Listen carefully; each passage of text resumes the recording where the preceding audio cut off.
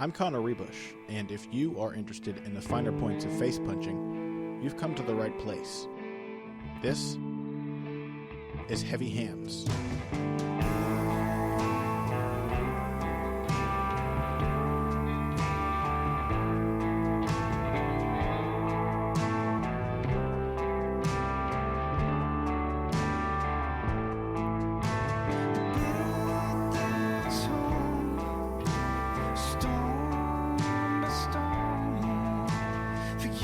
Ladies and gentlemen, welcome to another episode of Heavy Hands. I am your host, Connor Rebush. With me is Patrick Wyman. Pat, it's good to have you back on the show. It's good to be back. This is the first episode that I've missed since I started co-hosting with you all the way back in October. And it's the last episode you'll miss, Pat. It is the last episode I'll miss. It shan't happen again.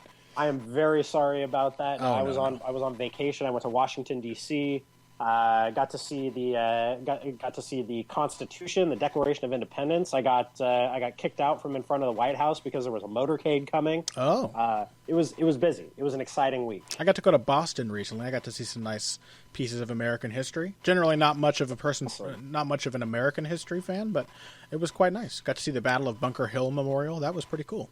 Very cool. Very cool. When were you in Boston? Oh, a couple weeks ago.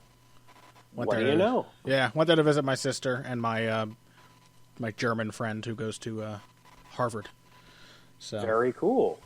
I'm a well-traveled man, not really, but very cosmopolitan. Today, folks, great start to the episode. We are going to be talking about styles. One style in particular, that of boxer puncher. That's right, this is episode number 3 of our Styles Make Fights series. And in case you missed the first 2 episodes, I'll give you a brief recap here. By the way, if you want to listen to the rest of the series, you can go back to episodes 41 and 42. In episode 41, we laid out sort of a basic description of all the basic styles that we see in combat sports, striking sports in particular, though they do apply to wrestling, as we've discussed a little before. And then in episode 42, we discussed outfighters, specifically looking at Anthony Pettis just before his destruction at the hands of Rafael dos Anjos, as a matter of fact. And today we're looking at boxer punchers. Pat, do you want to remind everybody what our 4 styles are, our 4 base styles? Yeah, so I think it's important to remember that style is not defined by that these styles are defined by preferred direction of movement and position in the space of fighting, whether that's a ring, a cage, or in the case of like sambo or wrestling, a mat. So they're defined by: do you like to move forward or backwards? Do you like to move in straight lines or in circular fashion? Do you like to be out in the middle, or do you like to be close to the border, whether that's a fence or whether that's the ropes? So moving in kind of a spectrum from left to right, because these types do bleed into each other a little bit. It's a continuum more so than it is like separate boxes. Yeah, and we should go ahead and mention now, because some people have asked me questions like, oh, does a boxer puncher do this? These aren't necessarily prescriptive categories. They are descriptive. They're not meant to pigeonhole anybody. Sometimes you have to try a little harder than you probably should to force a guy into one category or the other. But they are the categories. The styles make for useful tools for analysis, for being able to look at a guy and predict how he's going to do against another style. For example, in classic boxing, promoters had their trinity, the Trinidad of styles, and that's where the phrase "styles make fights" come from. I think it was boxer beats a slugger, slugger beats a boxer puncher beats a swarmer, and swarmer beats a boxer. And so they would match up their fights based on what was guaranteed to be exciting, who was probably going to win which styles worked against each other. And you know, big picture wise, they work pretty well for that purpose. If you look at fighters based on their styles and you say, okay, this style beats this style, it actually bears out pretty well over a large enough sample size.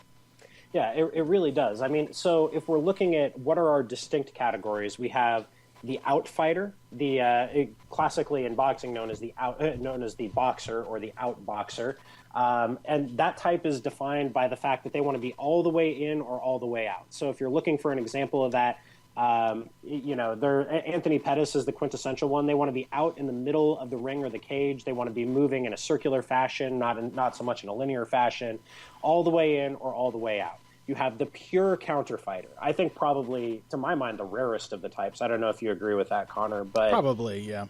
It's just a very, very uncommon kind of thing. The pure counter fighter kind of bleeds into the outfighter because what unites them is the need to have space, because space is time and time is what allows you to land a counter. So you have the pure counter fighter, the outfighter. You have the pressure fighter. Classic examples of the pressure fighter would include Gennady Golovkin or in MMA, Matt Brown. Matt Brown is the quintessential pressure fighter. Chris Weidman. Somebody that I guarantee you we'll be talking about a fair bit next week with UFC 187 coming up. Chris Weidman is a pretty clear example of the pressure fighter. And then you have what we're going to be discussing today, the boxer puncher. The boxer puncher sits kind of in the middle of all of this. They are the jack of all trades. But what sets the boxer puncher apart from his compatriots, Connor? Well, it's an interesting question because boxer puncher, it feels kind of like the category where you just throw a guy if you don't know how else to classify him. If you're like, hey, he's kind of good at everything, you just throw him in the boxer puncher category. Even if one of his skill sets stands out a little more than the others, he seems to be able to fall back on versatility more often than not. And I like to think of the styles as being separated, just to finish off our recap before we really go in-depth into boxer puncher territory. I like to think of kind of the aspects of temperament or personality that separate the styles. So to me, there is the dividing line between what makes a guy an outfighter and what makes him a counterfighter. And to me, it is the aspect of risk. How much risk are you willing to incur? How much risk are you comfortable taking upon yourself? And so that's why in the lead up to Mayweather-Pacquiao, a fight that we will not be discussing today, I think everyone's just tired of it, in the lead up to that fight, I kept saying, I really think Floyd Mayweather is more of an outfighter than a counterpuncher, because everyone kept saying he's the greatest counterpuncher of his generation.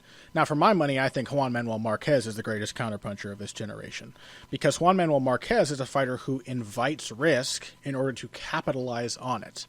And that is the defining characteristic. A guy who's, yes, he's willing to wait for the punch, but he wants that punch to come at him before he throws. He wants the opening to be made for him.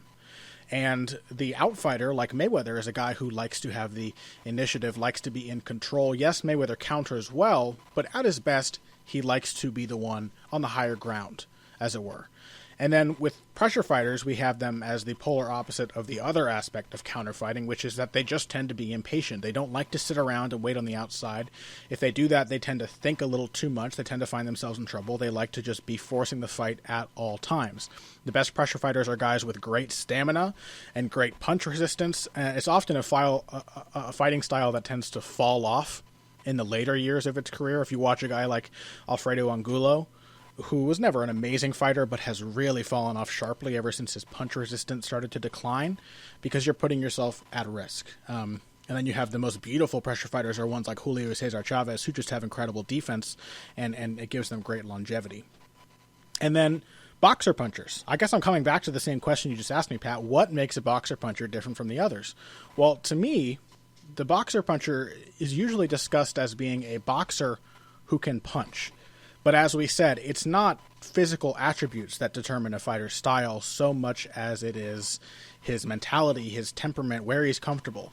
And I think that right there is what makes the boxer puncher unique, is that he tends to just be comfortable everywhere.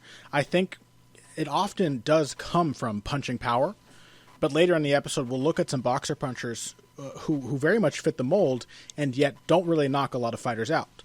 And so I don't think it's the power so much as it is the fact that, I'll phrase it this way, a boxer, a slugger, or somebody who turns into a brawler when he's in trouble, that guy tends to feel insecure or unconfident, and he thinks to himself, I need to land my big punch.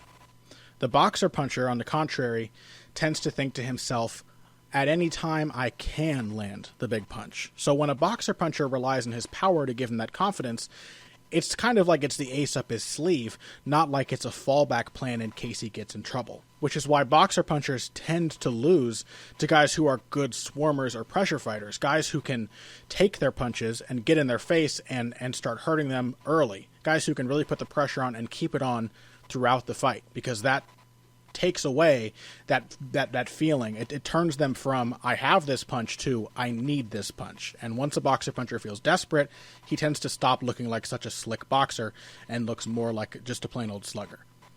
Yeah, I think that's a really, really good way to put it. And I think one of the things that tends to separate pressure fighters from boxer punchers is output.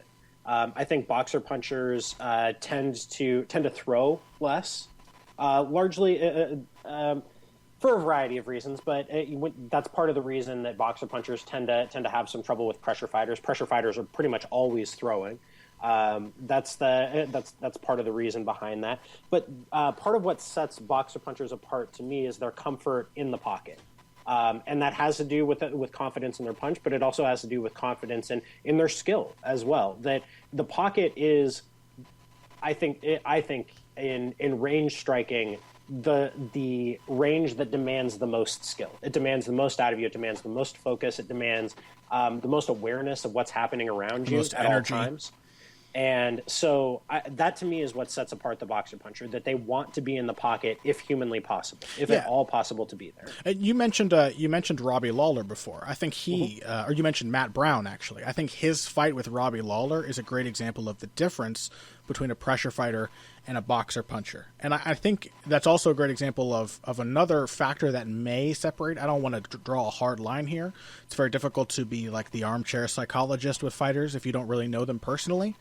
But just from sheer observation, it seems that boxer punchers are typically better thinkers than pressure fighters. Not that pressure fighters are dumb, but that pressure fighters tend to rely on that momentum. Guys who are really good swarmers tend to not have to think. They just like to go in there and do. They make their own openings. They force their way through. And it can often come with a great deal of finesse. They may be very smart fighters, but they like to force the gaps through which they throw. And the boxer punchers tend to be ones who react a little better to pressure put on them, who move a little better, who pick their shots a little more. They don't have to make the openings. They tend to have a little more confidence in their ability to wait for them to show up. So when we watch Matt Brown versus Robbie Lawler, that's a perfect example. Because early in that fight, Matt Brown managed to hurt Robbie Lawler, and Robbie kind of upped the ante a little bit. He started fighting back a little more. He started responding in kind. He started playing Matt Brown's fight. He knew that he could do that. When Matt Brown started to get hurt by Robbie Lawler, he started to falter. Typically, if Robbie hit him with a good shot, he would lose the rest of the round. It really broke his momentum because it forced him to think. Whereas when Matt Brown started to really put it on Robbie had the opportunity to think. He took advantage of it. Matt Brown is never at his best when he has to think about what he has to do next. When he's stuck on the outside, when he can't get to the pocket. It's just too much planning to really suit his style.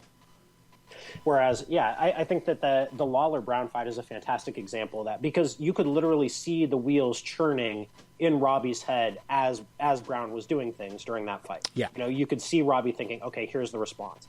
And that to me is why my favorite kind of matchup is when you get two highly skilled boxer punchers in there, because it tends to be so layered. You get the best exchanges out of fights like that. I mean, Hendricks Lawler was kind of that, wasn't it? Yeah, Hendricks Lawler is a quintessential example. Also, and something that we'll come back to a little bit more, Aldo Mendez too. Same deal, both boxer punchers. Absolutely. They tend to be very high action fights. Boxer puncher versus boxer tends to be fun too, because it tends to be a guy who can box. That would be the classic example of that. Comes from boxing itself. That would be Arguello versus Pryor. Alexis Arguello and Aaron Pryor, both of their fights. Arguello being one of the best boxer punchers of all time. Actually, that's not a great example, because Pryor is a pressure fighter. That's not a great example. But Pryor is a good example to talk about the difference between pressure fighting and boxer punching. Boxing punching? How do you say that as an infinitive? Box punching. Pryor is a great example of that difference as well, because some people have called somebody like Aaron Pryor a boxer puncher, because he could box. He could box pretty well.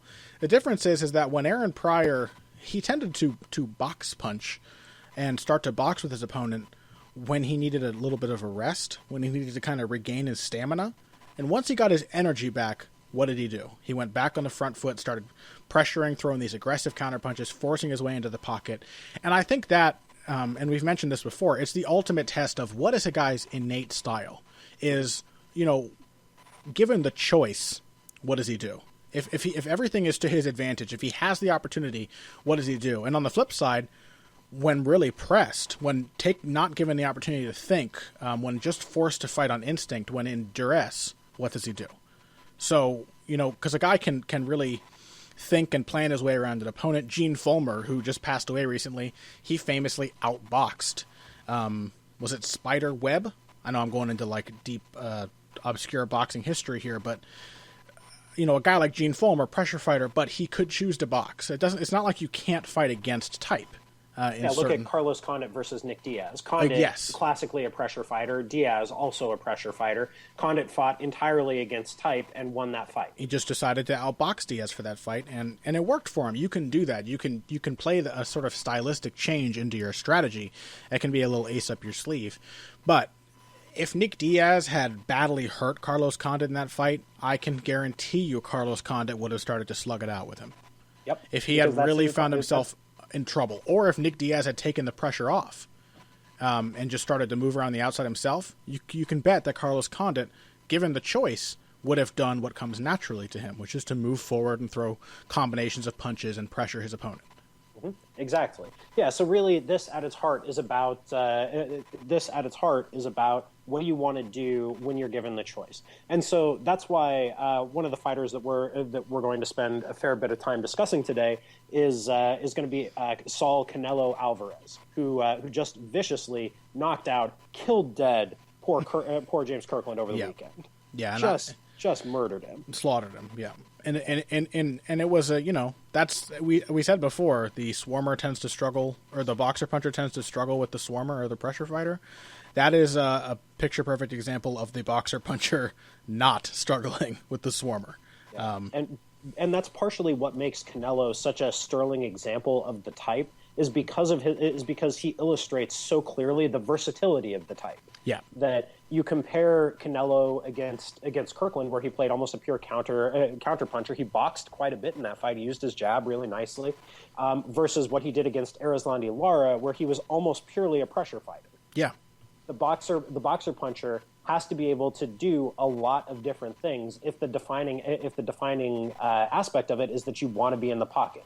Mm-hmm. You've got to be able to force the fight into your preferred circumstances under your preferred range, under your preferred circumstances. So you got to be versatile to do that. Yeah, absolutely. And he got to be the boxer puncher, the true version of the boxer puncher, in his element against somebody like Austin Trout or Floyd Mayweather even. Given an opponent who wants to box with him, Erislandy Lara did a lot more running than boxing in their fight. And that's not meant to be disparaging. He just moved a lot. He was really, really not content to hang around and throw many punches. Was really trying to pot shot. And so Canelo turned into a little more of a pressure fighter. But even then, like, his best shots are his counters, or his best shots come off of his jab. He likes to stay at that optimal range, that critical distance. He's not smothering himself. He's not rushing into range. He's not desperately trying to get inside. He's just, trying to stay at that optimal distance, right on the end of his own punches. And, it's...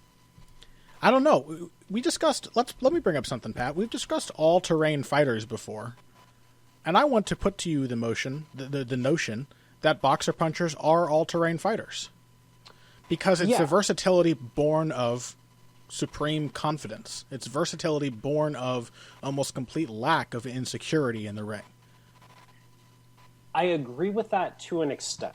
I think that, I agree with that on general principle. I will say this, though, that under the right circumstances, you really see the limits of being a jack of all trades. And I think that that's what separates the all-terrain fighter, is that there's really nothing at which they're anything less than optimal. Like, I think you can see in extended sequences the boxer puncher get frustrated when they have to pressure or when they have to fight off the back foot. Oh, it definitely happened against Lara with Canelo.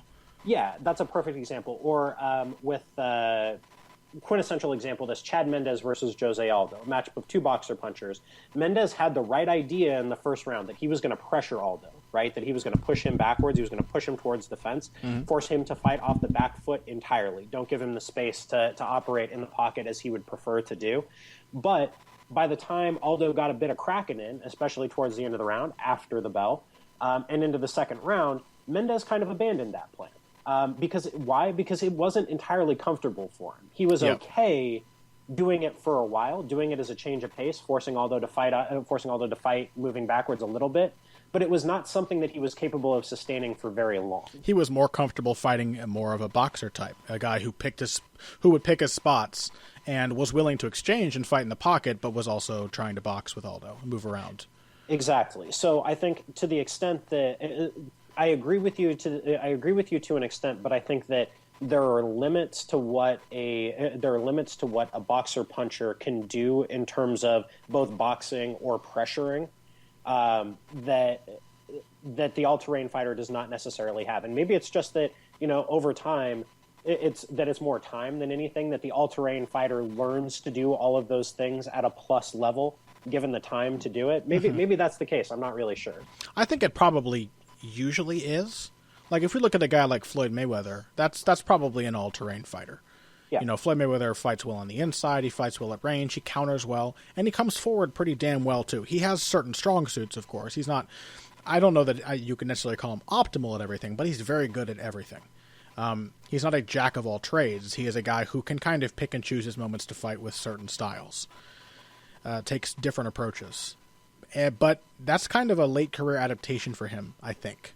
I think we've really seen him come into that style given age. And Floyd Mayweather has been fighting a very long time. A guy that we're going to talk about in our next segment is a little more of a jack of all trades, though also a little more limited, and that's Urijah Faber, who we mentioned has kind of turned into a boxer puncher in these later stages of his career, kind of out of necessity, having lost some of that movement. But, given a slow opponent, I have no doubts that Urijah Faber would still happily dance around on the outside and throw in pot shots. So, given time, he has now, that great amount of experience has given him the luxury of being able to choose a certain style that may not necessarily be natural to him. So I think it's a matter of experience, because that's a very tough thing to do, to fight against type. I think we should really point out how impressive it is when a fighter manages to do it. Like what Carlos Condit did to Nick Diaz, very impressive. That does not come easily. Forcing yourself to fight in a way, that doesn't necessarily suit your mentality. You have to kind of be a pretender for an entire bout. So, I don't know. Why don't you say we give it a break, Pat? We'll take a quick break here, and when we come back, we're going to talk about Canelo Alvarez's last fight with James Kirkland and kind of get into what made that what defined him as a boxer puncher in that bout, even though he spent most of the fight playing as a counterpuncher. So we will touch on that right after this. Okay, wait, stop. Don't skip this break. I know you skip most of them. It's a podcast. It's not a radio show. You don't have to listen to the commercials. But if you follow my very simple instructions, you'll be doing a huge service to Heavy Hands, Pat, and myself. First, go to Stitcher.com or iTunes.com. You can use either of those services to subscribe to the show, which makes it really, really easy to listen to every episode and not have to go hunting for it on our confusing, badly designed website. Once you're there, give us a positive rating and a positive review. That means go to the little 5-star thing and click on the star all the way to the right. That's a 5-star rating. That's the best one you could possibly give us, and like 20 or 30 words about how you enjoy the show. It may not seem like much, but it's a huge help to us, and we really appreciate it. It helps us bring Heavy Hands to an ever-increasing audience, which is just good for everybody. So thank you for listening. Please take the time to give us a positive rating and review. Next time that you're on at your computer, at your phone, whatever, iTunes.com, Stitcher.com, search for Heavy Hands, give a positive rating and a review. Thank you. And now, back to the show. All right, everybody, so change of plans. I said before the break, we're going to talk about Canelo. First, we're going to talk about Urijah Faber, because Urijah Faber is fighting this weekend against Frankie Edgar, and Urijah Faber is a great example of a boxer-puncher who may not always have been that way. In fact, I think Pat and I agree that until pretty recently, Urijah Faber was kind of the archetypal example of the MMA outfighter, where yes, he was often trying to get the fight to the ground and be in close with his opponent, but at range, he was pot-shotting, whether with strikes or takedowns, leaping in and out, and as Pat said at the beginning of the episode, trying to be all the way in or all the way out at all times. And now it's a little different. He tends to spend a lot more time in that mid-range. His fight with Michael McDonald is a great example of that, tending to be much closer to the opponent, using a little more counter-punching ability, exchanging a little more. I don't know if you could call him more aggressive, but I think it's more aggressive by necessity. Yes. That as he has declined a little bit physically, I mean, within reason, Faber is still a very plus athlete by the standards of the division, but especially at 135 pounds, where the guys are smaller and faster. Faber didn't quite have the same luxury that he used to of just always being the faster, more explosive guy. Yeah. And in order to deal with that kind of ongoing, growing deficit, it's important to just park yourself in range in the first place. You put yourself in a little bit more danger, and you can kind of see that a little bit, that Faber has gotten hit a little bit more than he used to in his more recent fights. But it's worth the cost if you're in range to land your power shots and you're in range to move into your takedowns, that you don't have to take that extra big step to get there, because you don't have the luxury of that big step. By the time you've taken that step, your opponent's gone. And even though mid-range may be a bit more demanding, it also it's a little more rewarding as well. If you're at long range, you've kind of got to be fast, and you've got to have good timing as well to land those reactive takedowns in particular, which were, Faber's preferred counter used to be just his takedowns. And from long range, you got to time those strikes that are coming at you perfectly to hit that big double leg. Mm-hmm. And when you're standing a little closer to the guy, the reward comes a little bit easier, even if it also comes with a side helping of a little more punishment from the other guy. And you could see that dynamic very clearly in his fight with Francisco Rivera, that Faber got touched up a little bit in that fight. And I saw afterwards that there were people saying, well, this clearly shows that Faber's past his prime. I'm not sure that that's what it means. I think it means that Faber was standing closer to Rivera. It never looked to me like he was actually hurt in that fight, or that there was any problem there. His chin is still dynamite and always has been. I think he was definitely losing the fight up until the point of the finish. I think it was very close, but I do think he was behind. I'm less convinced of that than I was at the time. I think that At the time there was a little challenger bias, in the sense that people expected Faber to blow out Francisco Rivera. Well, I don't know why anyone expected that. They haven't been watching Francisco Rivera come along in the past few years if they expected that. But I do agree. It was hard to imagine Faber struggling with Rivera the way he did. It was just hard to picture it because we hadn't seen it before. Yeah, this is true. And so I think that the fact that Faber was not blowing him out, and the fact that he was standing closer and he was getting hit a little more, especially when you're a guy, in Faber's case, you're a little older, you're not really a combination puncher. Faber has never really been a combination puncher. At most, he throws two, at very most 3 strikes at a time, together in sequence. In order to keep up your volume enough to win a decision, you need to stand a little closer, because you need to be in range to throw. Yeah. Does that make sense? Absolutely. I mean, look at Lyoto Machida's most recent fights too. Yes, he's been tending towards power punching or pressure fighting a little more, but the important thing to note is that he has been a little less defensively responsible, but a lot more offensively active, and it's because he keeps himself closer to his opponents than he used to earlier in his career. It seems to be a thing that a lot of fighters do as they get older, which brings an interesting angle to our notion that style is something innate, that it's kind of in your blood, as it were. Urijah Faber, you would think he would be an outfighter to the end, if that's the case. And yet, through necessity, he seems to have adopted a style where... And you can look at the Francisco Rivera fight and say, it's pretty clear he's fighting against type, because Rivera is, probably by his nature, more of a boxer-puncher. More of a guy who knows he has a big punch and is happy to stand close to somebody. We saw that in his fight with Mizugaki as well. He fights like a boxer-puncher. And so Faber was fighting against a guy who was perhaps a more natural embodiment of that style and struggling quite a bit, but was still doing it competitively enough. I guess that also touches on the idea of, can you become an all-terrain fighter through experience too? Yeah, and I think that Faber shows that to some extent you really can. Like Michael McDonald clearly did not expect that from Faber in their fight. Like McDonald clearly did not think that Faber was going to come out and try to play that kind of game with him. Yeah. To stand in the pocket with a dude who hits as hard as McDonald, like McDonald now hasn't fought in a year and a half for whatever reason. I'm not exactly sure what's going on there, but I think people have kind of forgotten that McDonald is one of the very biggest punchers in that division. The dude hits ridiculously hard. To willingly put yourself repeatedly in the pocket with him and throw with him and exchange with him in the pocket seemed crazy on the face of it. That is not how anybody thought that Faber was going to win that fight. Yeah, you know? McDonald clearly expected to have to chase Faber down, and Faber used that to his advantage by letting him chase him for a few steps and then just stopping, planting his feet, and uncorking a big right hand. Yeah, and then literally chasing him all over the cage Yeah. the second that McDonald showed any sort of willingness to step backwards at all. Yes. Like Faber transformed himself into a jack of all trades pressure fighter the moment that McDonald gave him the opportunity to be so.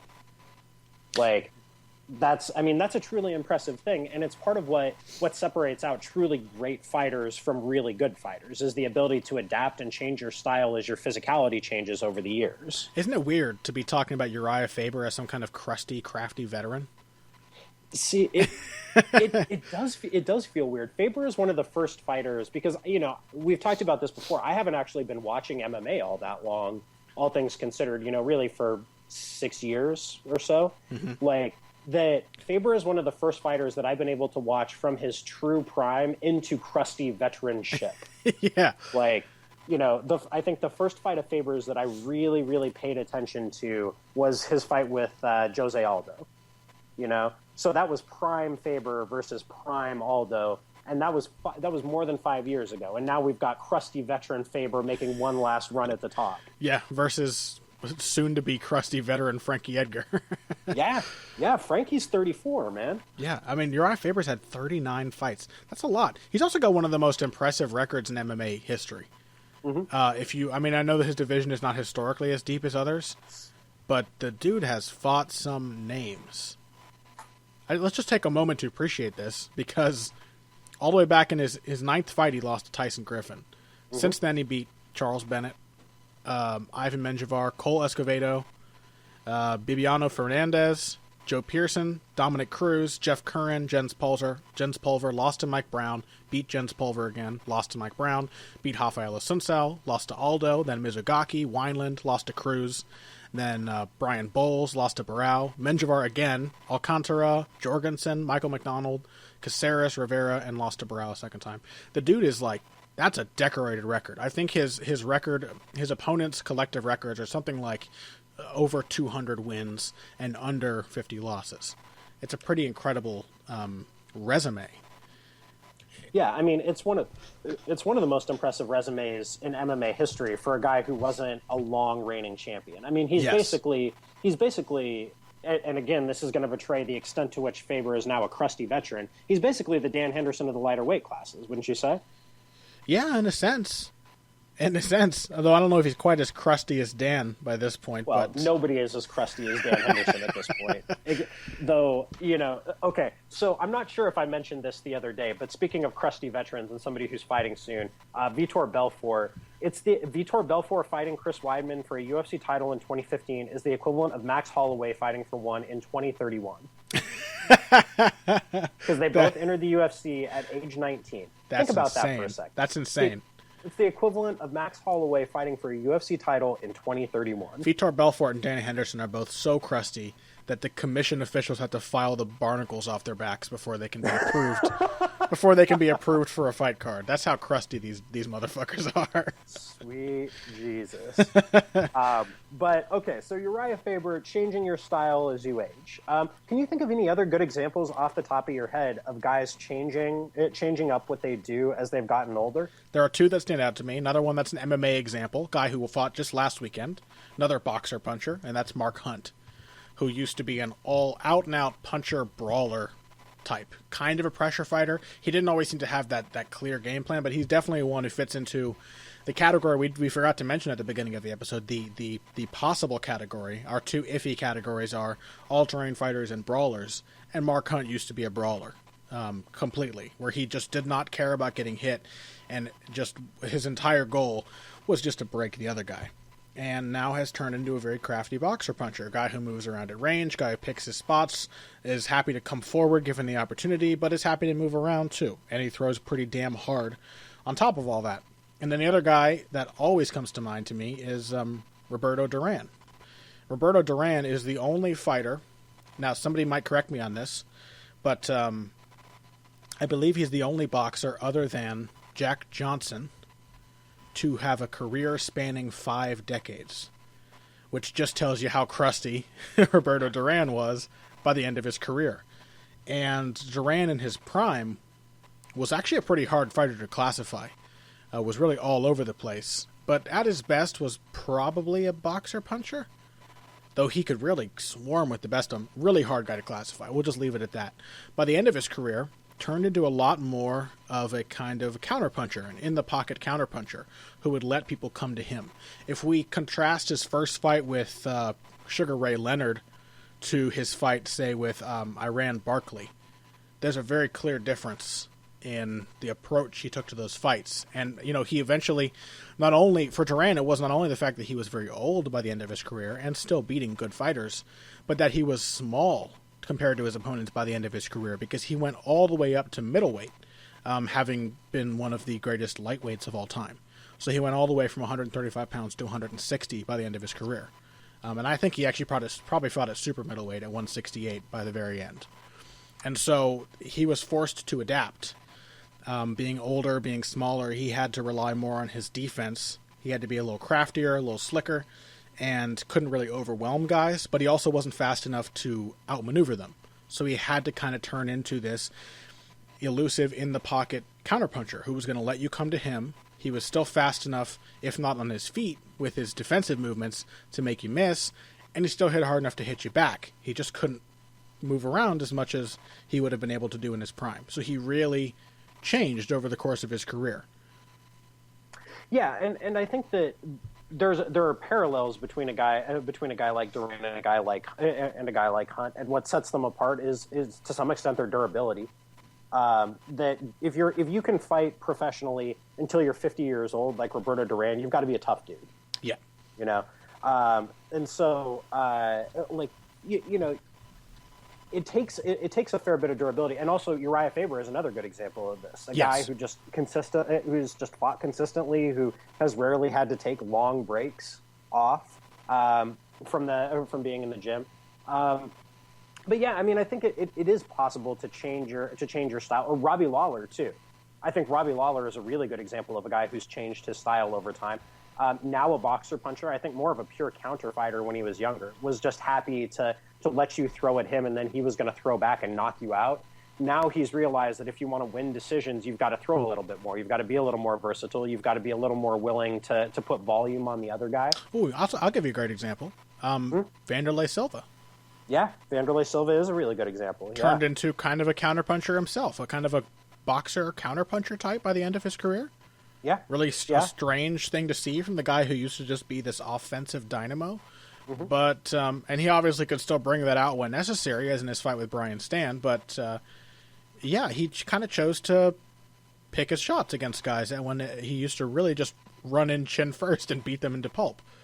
Yeah, and even against Stann, the plan there initially was to counterpunch. Yeah, and he did that. He did that early in that fight. I want to bring up, by the way, that Roberto Duran was actually crazy enough to have fought what looks like, according to BoxRec, 5 or 6 fights at light heavyweight. So that's a career spanning from. I'm sorry, I'm like searching BoxRec now and embarrassing myself. But okay, having started as a bantamweight for only one fight, so we'll say starting from featherweight, which is 126 pounds, up to 175 near the end of his career. That's what a fucking lunatic Roberto Duran was. That's absolutely insane. So 33 years as a professional boxer.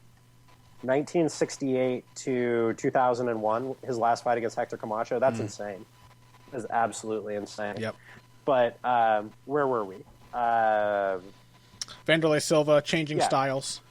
Oh yeah. So, but that was a conscious move on their part. And I remember around the time of his fight with Stann, talking with one of Vanderlei's regular training partners for that camp, and who had also been in his camp for the Kung Lee fight earlier. That Vanderlei knew that he wasn't as fast as he used to be, that the old body just wasn't working quite the same way, and that the style had to change in order to still be competitive. But by the time you've been in a sport for 13, 14, 15 years, you develop a broad enough repertoire of technique that you can kind of put it back together as necessary. You can disassemble yourself and put yourself back together as necessary. And that's absolutely Mark Hunt. Mark Hunt is too old, too slow. He gets tired too easily to do the same stuff he used to do. He used to be an all-out, balls-to-the-wall brawler and would just slug it out with anybody and would throw, like, it was hilarious to watch, like, the 5'10", 300-pound Mark Hunt throwing flying knees and stuff like that. But that's what he used to do. And he used to throw head kicks, like, just for the hell of it. He used to do that. And he doesn't do those crazy things anymore. He's pared down, much like Vanderlei, he's pared down his offense later in his career. Now I want to bring up an example of the reverse. And we're kind of off the boxer-puncher track here. But it's interesting just to talk about styles as a whole. Two fighters who fought last weekend who have kind of done the opposite. Robert Whittaker used to be a welterweight, is now fighting at middleweight. He just knocked out Brad Tavares, which I found to be very shocking. That's a credible guy. Brad Tavares is kind of the dark horse of the middleweight division, and durable too. And Robert Whittaker just had his way with him.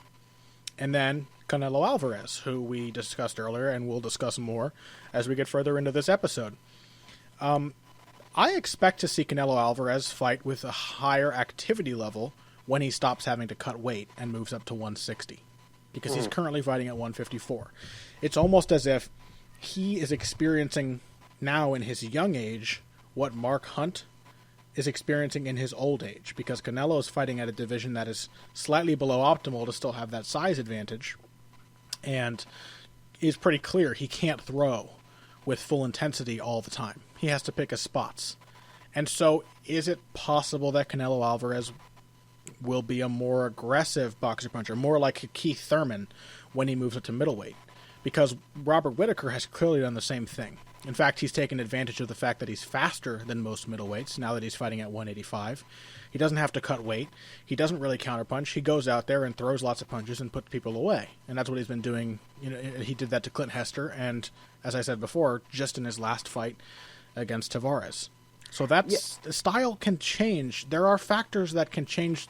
I guess maybe it doesn't change style, but it changes the way that style is expressed. There's always still going to be that boxer puncher or that counter fighter inside the fighter in question, but as you can put the pieces together differently, as you said. Yeah, and you know, to give a totally random example of how that can go down, I mentioned Robbie Lawler earlier, now kind of an archetypal boxer puncher. Part of the reason that he was exclusively a counterpuncher earlier in his career was because he had, and didn't know that he had, environmentally induced asthma. So he could not do cardio to the extent that he wanted. He was for like his strength and conditioning, it was basically lifting weights. He really couldn't do all that much cardio. He couldn't throw a lot of volume in his fights. He needed to pick his spots to throw. And despite now moving down to 170 pounds and cutting a lot of weight, he put a humidifier in his house and moved to Florida. Like that was the big thing that he needed to do in order to be able to do regular cardio and throw real volume in his fights. That's really interesting. That's why ATT is the team for Robbie Lawler. It's just the humidity. Is that not a totally random facet? Like, yeah. Think about that. I mean, but so it's not always just plain old age or having to deal with or having to adjust to being slower, or you can't take a punch the way that you used to. Sometimes it's environmentally induced asthma that allows you to change your style. That allows you to change your style with the time. Yeah, absolutely. Or in Vitor Belfort's case, maybe a little testosterone replacement magic. What? No, well that one actually doesn't make sense, because I'm pretty sure Vitor has been having some magic applied to him since the very earliest days of his career. now, Connor, alleged magic. You're right. Most 18-year-olds look like the 19-year, or most 19-year-olds look the way the heavyweight champion version of Vitor Belfort looked. Yeah, but he literally flew his way into the octagon with the straps. What kind of magic has been flowing through Vitor's veins for many, many years? We'll leave that to, shall we say, more heavily sourced parties. You know what my favorite thing about Vitor Belfort's fights used to be? What? He used to just go in there and just pummel somebody unconscious and then run around screaming jiu-jitsu. Like that was what he had used to win his fight. He was like, jiu-jitsu, jiu-jitsu. And he would just like run over a guy with like a 30-punch combination. And all he could talk about was jiu-jitsu. And now it's become such a meme that there's literally just a dude in his corner screaming, jiu-jitsu. The guy, like Vitor's circling 8 feet away from the other guy. What's jiu-jitsu have to do with anything right now? But leaving all of that aside, should we take another break, or should we do this? Yeah, let's take one more break, and then we'll dive back in. We took a little aside here, but I think obviously we will touch on all of the styles in our episodes. We will have to, in discussing one, you have to contrast it with another. So it's fun to kind of take these to follow some trains of thought to discuss the nature of styles themselves. Even if it's not directly related to the style in question, just to talk about what makes fighting style what it is. Because, as I said before, this is kind of a learning experience for you and I, Pat. It's an analytical exercise to discuss this. And so we're not trying to force these categories in any fighters, but in trying to fit them into a certain category, you start to kind of understand what might define that category, and then the reflection of that is that you start to understand what makes the fighter tick. You start to understand why they fight the way they do. Yeah, absolutely. This is a learning experience for you and I in a great many ways. Like we are learning as we're talking about this. This is not like we are telling you, the listener, how it is. This is a process of discovery for us. It's an exploration. It's a dialogue. Yeah. Yeah. Okay. Yeah. I like that. One more break and we'll come back. I want to talk a little more about Canelo because to me, like, he is the quintessential boxer puncher in boxing right now. He and Keith Thurman, maybe we can touch on him. But I want to talk about his last fight and what kind of made that a boxer puncher performance, despite the fact that he played the counter puncher for most of the bout. So I promise we talk about that last segment. This time we really will, right after this. Okay, so here's another way you can help us out. Go to your couch, lift up the cushions, and scrounge around in the creases for change, lint, like bent paper clips, like a thumbtack that you stab your thumb on and then you scream alone in your living room. Throw all the stuff out except the change. All right, now take that and deposit it into your bank account or your PayPal account. Head over to heavyhandspodcast.com and click on the donate button on the right side of your screen. Whatever money you just found, which you weren't using anyway, send it to us, all right? Because Pat and I will use it. That money helps us keep this show on the air and free of charge, which is great for you. It's great for us because that way we're making a little bit of money.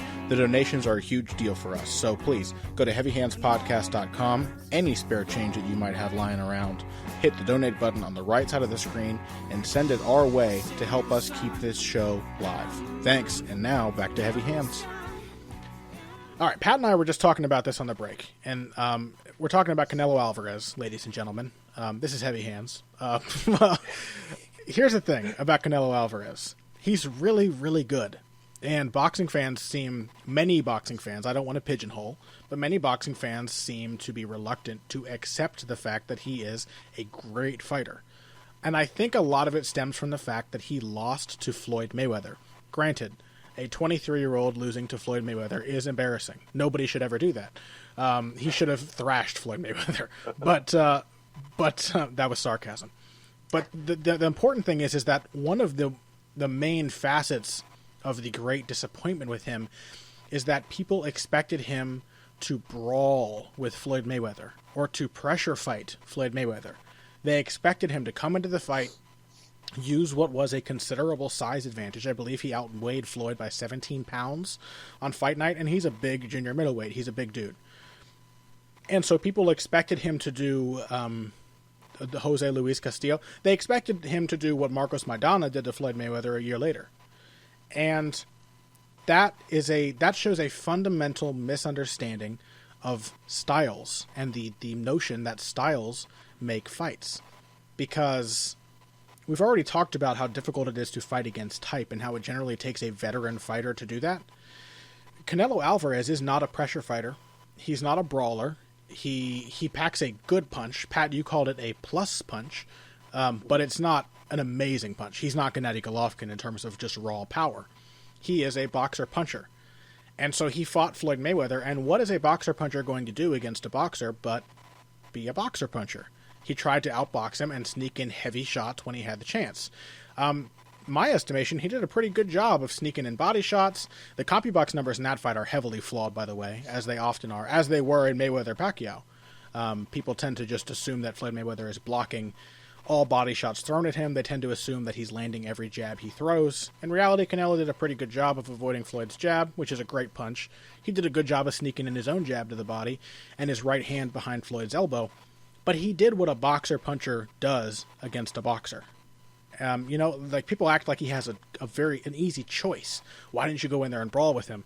It's not that simple. And I think that's really the crux of our conversation today, that even the versatility of a boxer-puncher's style can be a limitation on him. Mm-hmm. Yeah, I mean, I really think that, if we accept that the quote-unquote brawler is a type, that its polar opposite is the boxer-puncher. Because where the brawler is happy to just go in there and throw, a boxer-puncher is going to pick his shots when he's in range to throw. Yeah. You know what I mean? Like, so a brawler will wade into the pocket and just drop bombs. A boxer puncher is going to work his way into the pocket, generally speaking, try to be fairly defensively sound, to try and roll with shots, to load his hips, to come back with something.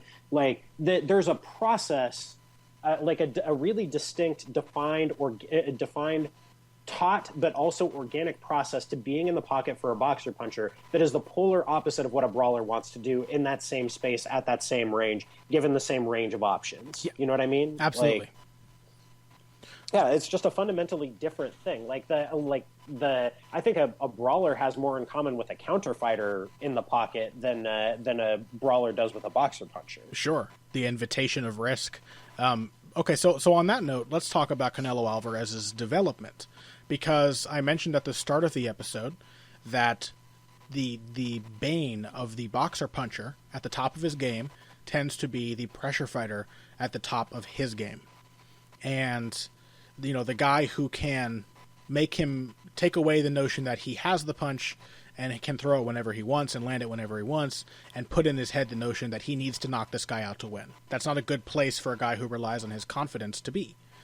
And Canelo Alvarez has demonstrated obvious growth by beating two very tough come-forward fighters. Alfredo Angulo was expected to force Canelo to kind of show that seamless transition from defense to offense, to play the part of counterpuncher. Now, as it turned out, Angulo was pretty well past it by the time he fought Canelo.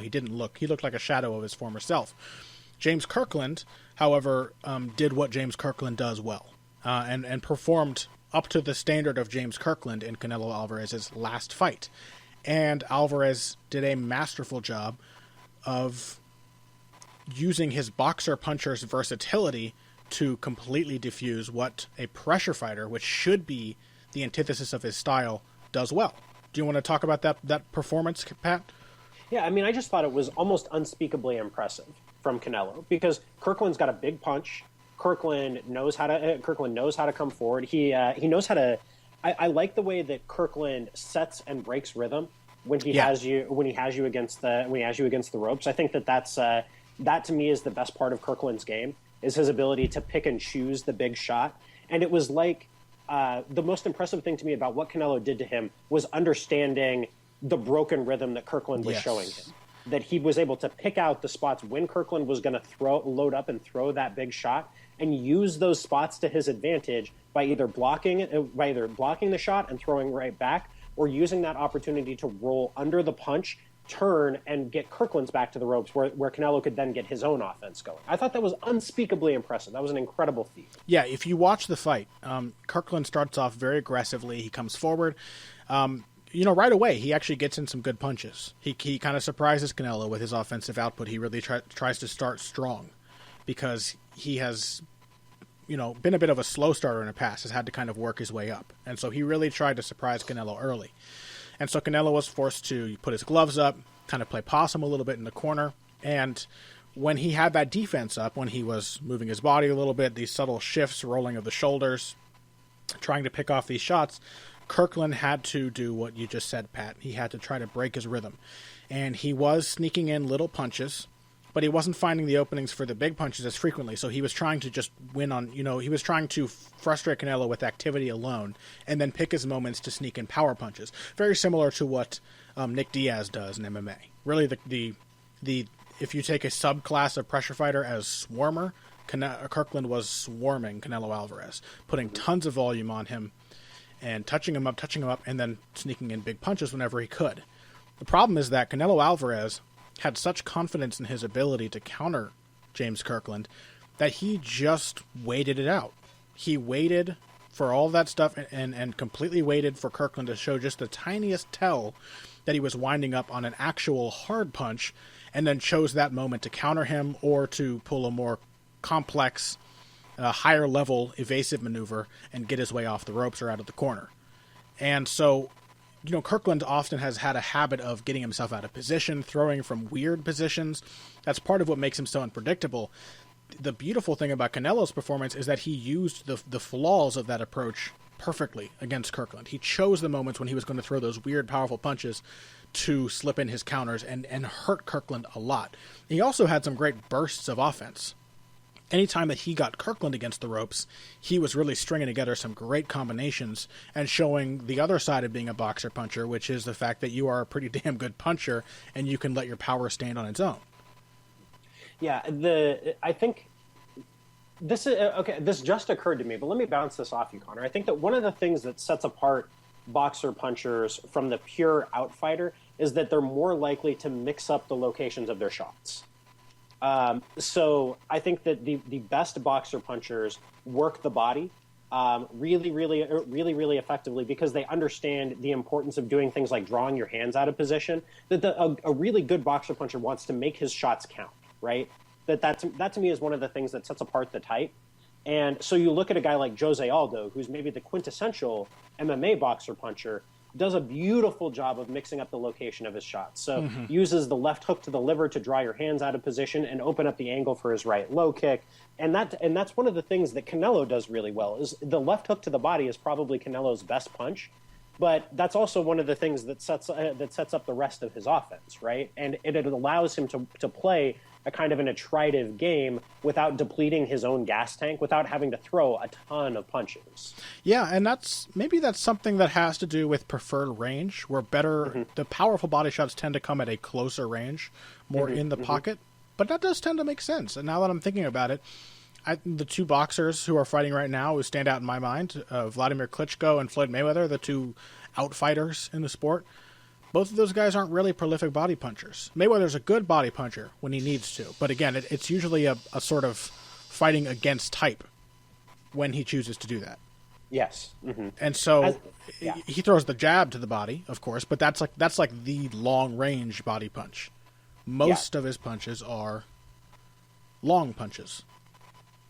Yeah, I'm kind of wondering if there's a little something to that's and I think the range thing is a big part of that. I think you're absolutely right that it's really hard to throw a great to throw a great body punch from way outside.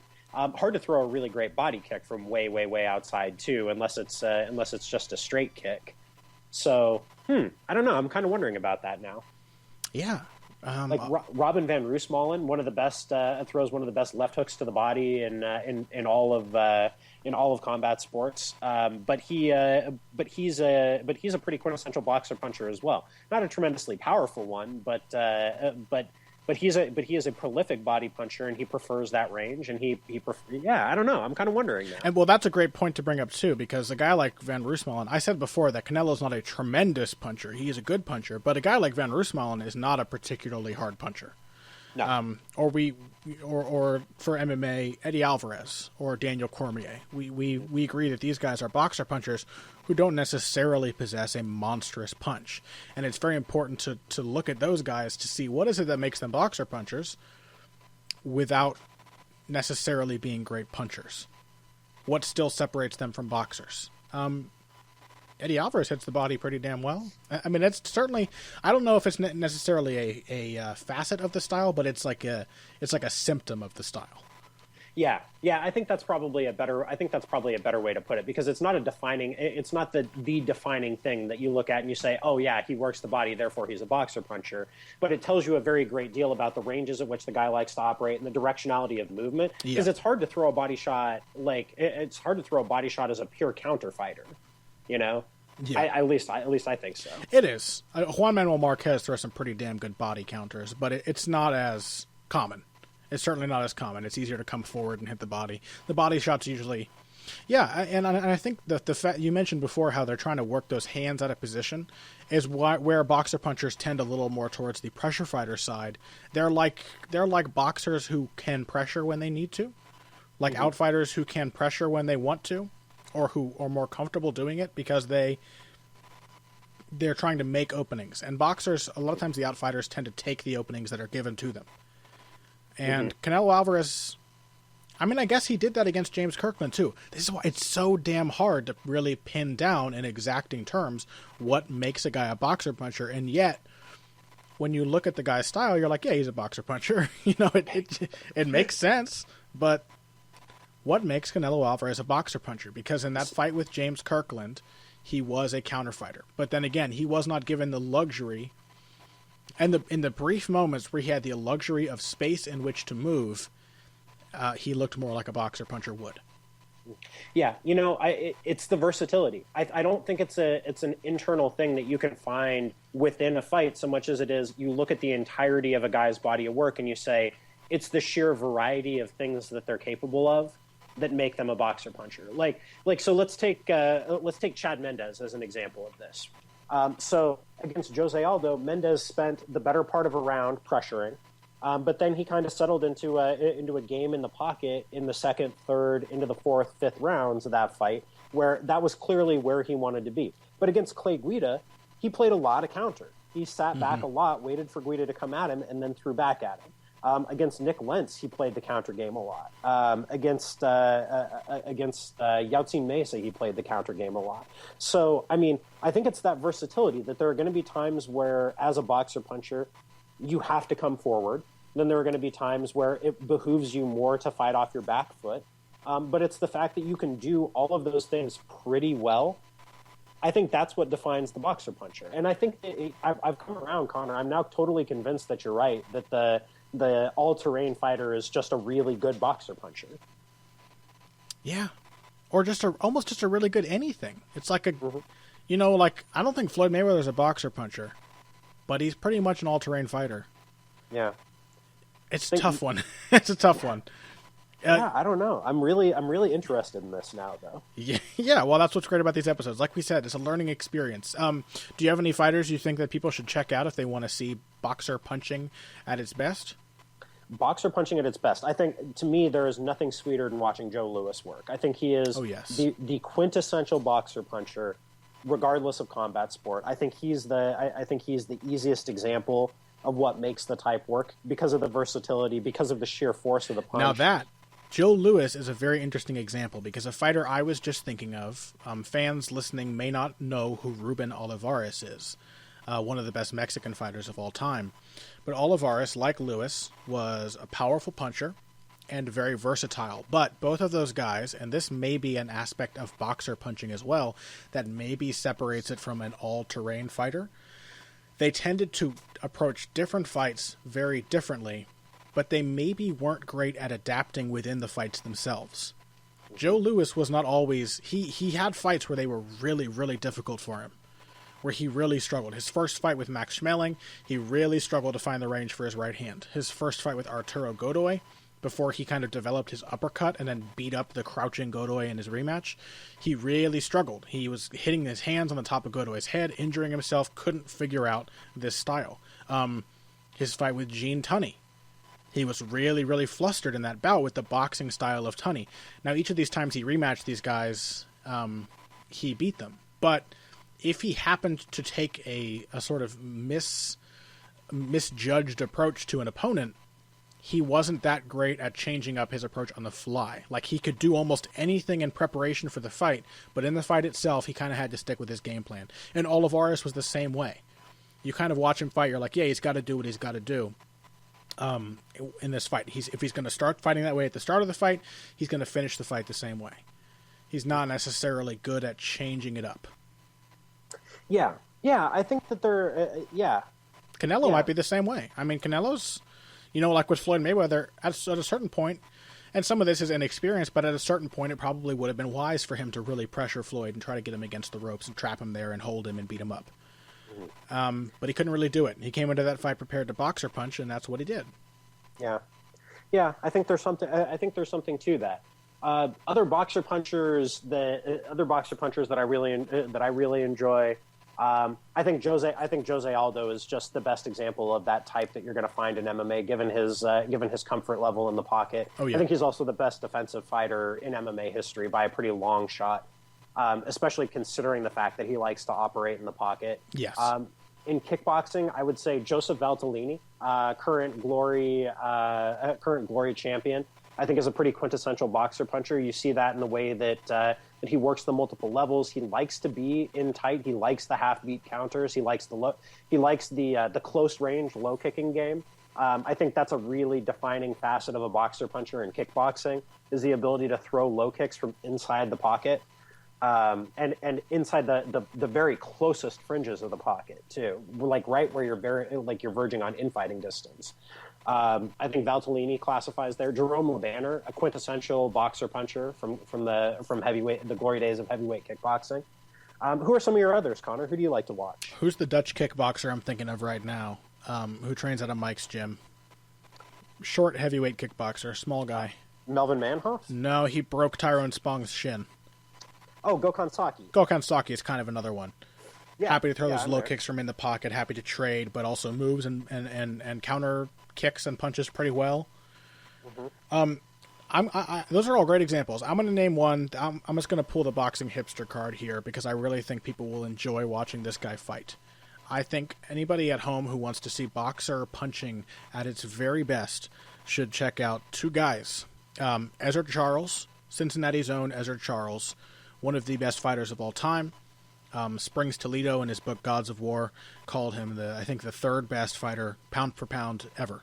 And he's definitely top 5 pound for pound of all time. An incredible fighter and a great example of versatility. A guy who really fought well above his weight too, had 2 epic wars with Rocky Marciano in which he split Marciano's nose in half down the middle. Just a guy who could tough it out with the best of them, but was a really slick boxer at his best as well. And then one of my personal favorites is a boxer named Ader Joffre. And Joffre was only beaten twice in his 78 fight career or something like that.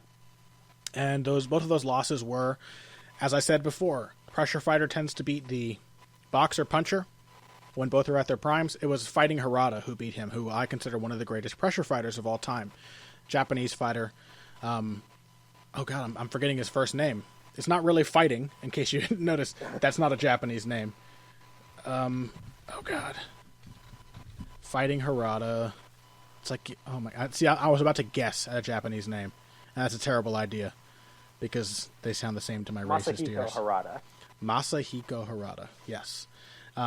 Masahiko Fighting Harada beat Joffre twice, and it's Joffre was so good that it's basically those 2 wins over Joffre alone that make Fighting Harada an all-time great. He had some other great accomplishments, but just beating Ader Joffre twice, proving to be definitively better, that's enough to make him an all-time great. Joffre, in 1960, he was the number 1 bantamweight in the world. 1962 through 1964, he was the bantamweight lineal champion. He retired after the second loss to Fighting Harada, came back 2 years later, and ended his career in 1976 as the number 5 featherweight in the world. He was just an absolutely phenomenal fighter. Springs Toledo called him the 27th best fighter of all time. I think I definitely have him up there.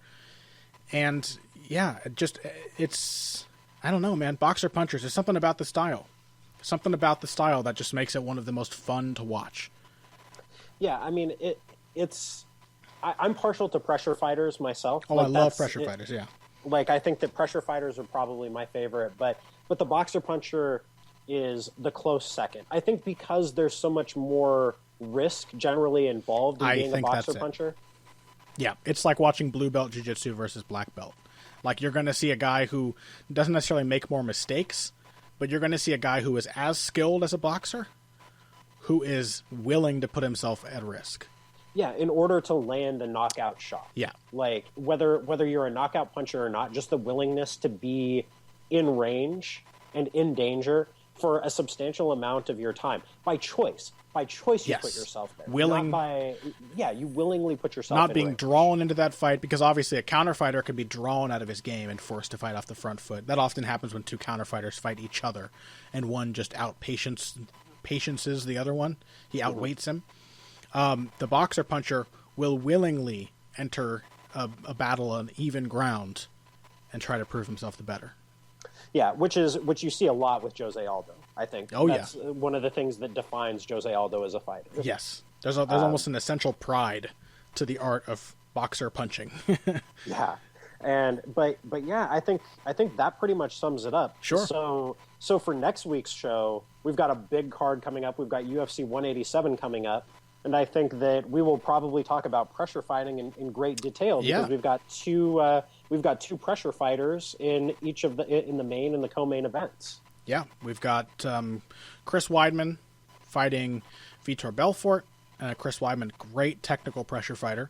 And then we've got Anthony Johnson versus Daniel Cormier. Anthony Johnson, a great pressure fighter himself. And then happening the same weekend, we have Gennady Golovkin, used to be a boxer puncher, perhaps for monetary reasons, has changed himself into more of a pressure fighter, and he's fighting a great boxer. You might even call him a boxer puncher, and Willie Monroe, who is a very underrated and skilled boxer. So we've got some great pressure fighters coming up, and I think we will go ahead.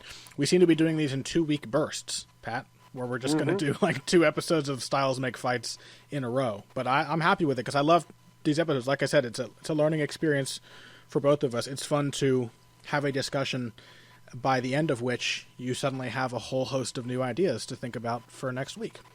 Absolutely. So on that note, I mean, what are you working on for this week? What do you got coming out, Connor? Oh God, I'm like, you know how hard Mayweather Pacquiao was for me? I'm now like trying to revamp my schedule. I am going to be doing a lot of my series technique recap. I'm going to be doing like a long technique recap on the whole month of MMA that I missed. So interspersed with our upcoming events, which I will be doing coverage of, Faber Edgar, for example, and of course doing a lot of stuff for UFC 187. I'm also going to be looking back at all the best moments of technique and strategy and the most interesting things from everything from the month of April up to the first 2 weeks of May. So I'm going to go in reverse chronological order. I'm looking at UFC Adelaide first, for example. I'm looking at that awesome wrist control clinch boxing that Vic Grujic did on the prelims. I know it wasn't a super pretty fight, but it was the same kind of stuff that Cormier and Jones were doing in their fight, and I am a sucker for the combination of stand-up grappling and boxing. I just love it.